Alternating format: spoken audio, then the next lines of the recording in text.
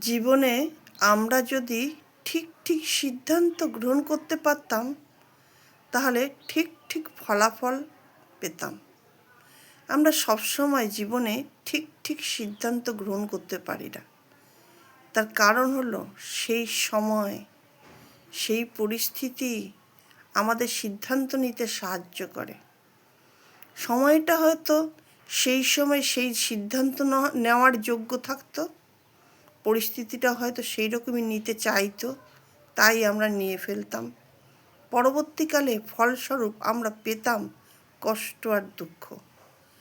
আমাদের চিন্তাশক্তি এতই ভালোবাসা বা মোহে গ্রস্ত হয়ে অন্ধ হয়ে যায়, তখন সঠিক সিদ্ধান্ত না নেওয়ার ফলেই এই ফলাফলগুলো দাঁড়ায়। সঠিক সিদ্ধান্ত নিতে গেলে মানসিক শক্তি,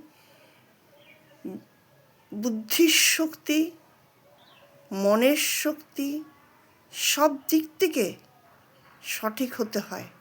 তাই সঠিক সিদ্ধান্ত নেওয়া খুব কঠিন ব্যাপার।